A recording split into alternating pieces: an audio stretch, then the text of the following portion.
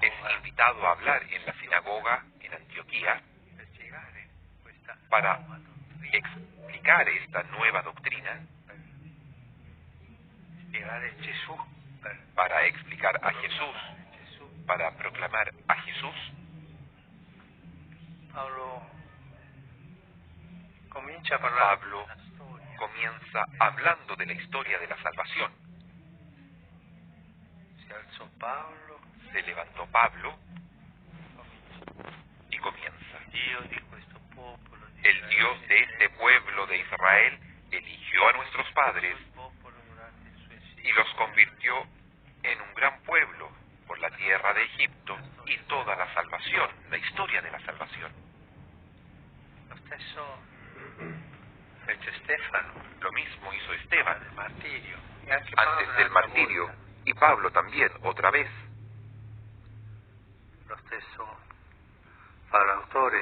Lo mismo hace el autor de la carta a los hebreos.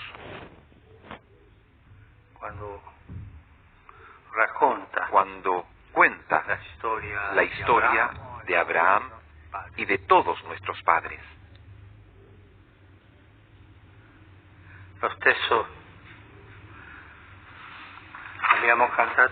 Lo mismo lo hemos cantado hoy. Cantaré eternamente el amor del Señor. Haré conocer con mi boca su fidelidad. Hemos cantado la historia de David. Encontré a David, mi servidor. Lo mismo hacen Mateo y Lucas. Cuando comienzan a hablar de Jesús, toman la genealogía de Jesús. ¿Qué cosa quieren decir? Que detrás de Jesús hay una historia de gracia, una historia de elección, una historia de promesa. El Señor eligió a Abraham y ha ido con su pueblo. En el inicio de la misa, en el canto de inicio, hemos dicho, cuando ibas con tu pueblo, Señor, adelante, y abrías camino, y caminabas junto a tu pueblo, cercano a tu pueblo. Hay una historia de Dios con su pueblo. Y por eso cuando a Pablo se le pide explicar el por qué la fe en Jesucristo, no comienza con Jesucristo, comienza con la historia. El cristianismo es una doctrina, sí, pero no solamente. No solo son las cosas que nosotros creemos, es una historia que trae esta doctrina y la promesa de Dios, la alianza de Dios, el ser elegidos por Dios. El cristianismo no es una ética solamente. Sí, es verdad, tiene principios morales, pero no se es cristiano solamente con una visión ética. Es más, el cristianismo no es una élite de personas elegidas por la verdad y para la verdad. Este sentido elitista que después se desarrolla en la Iglesia. Por ejemplo, yo pertenezco a esta institución, yo soy de este movimiento que es mejor que el tuyo, esto, lo otro. Eso es un sentido elitista. No, el cristianismo no es esto. El cristianismo es pertenecer a un pueblo elegido por Dios gratuitamente.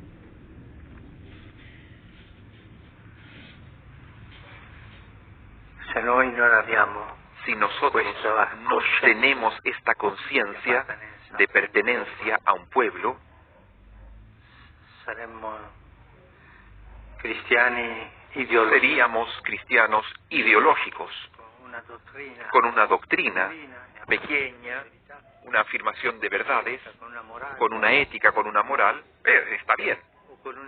O con una élite, si nos sentimos parte de un grupo elegido por Dios, los cristianos, los otros irán al infierno, y si se salvan es por la misericordia de Dios, pero están descartados.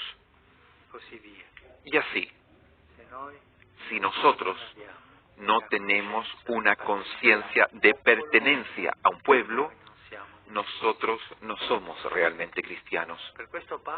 Por eso Pablo explica a Jesús desde el inicio, desde la pertenencia a un pueblo. Tantas veces nosotros creemos que estas parcialidades son éticas, morales o elitistas. El sentido de la élite es aquello que nos hace tanto mal. Y perdemos aquel sentido de pertenencia al santo pueblo fiel de Dios. Que Dios ha elegido en Abraham y le ha prometido la grande promesa que es Jesús, y lo ha hecho andar con esperanza y ha hecho alianza con Él. Conciencia de pueblo. A mí me toca siempre, me golpea del Deuteronomio. Del Deuteronomio. Creo que es el capítulo 26, si no me equivoco. Cuando dice, una vez por año tú irás a presentar las ofrendas al Señor, las primicias. Y cuando tu hijo te preguntará, papá, ¿por qué haces esto? No debes decirlo porque Dios lo ha mandado. Le dirás, nosotros éramos un pueblo, nosotros éramos así, el Señor nos ha liberado. Le contará la historia como ha hecho Pablo aquí. Transmitir la historia de nuestra salvación.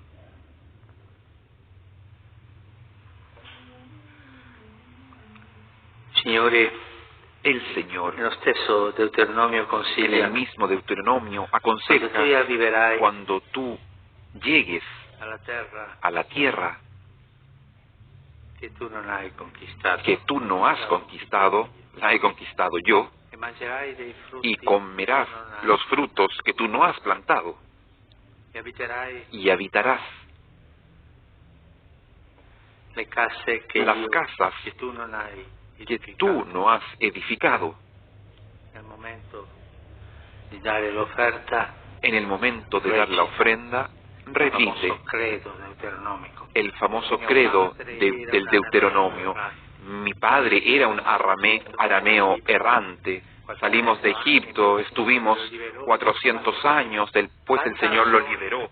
Canta la historia, la memoria del pueblo, la memoria de un pueblo, de ser pueblo. Esta historia del pueblo de Dios hasta llegar a Jesucristo ha tenido santos y pecadores y tanta gente común, mujeres con virtudes, con pecados, la famosa multitud que seguía a Jesús, que tenía aquel sentido, aquel olfato de pertenencia a un pueblo. Y aquel cristiano que no tenga este sentido, este olfato, no es un verdadero cristiano. Es un poco particular. Se siente justificado sin el pueblo. Pertenecer a un pueblo, tener memoria del pueblo de Dios. Esto nos lo enseña Pablo, Esteban, nuevamente Pablo, los apóstoles. El consejo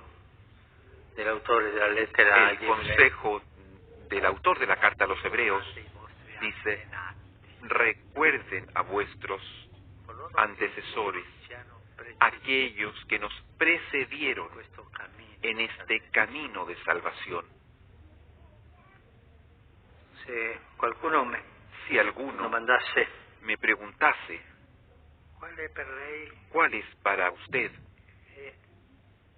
la desviación de los cristianos hoy y siempre? ¿Cuál sería para usted la desviación más peligrosa para un cristiano? Yo diría, sin dudar, la falta de memoria de pertenencia a un pueblo.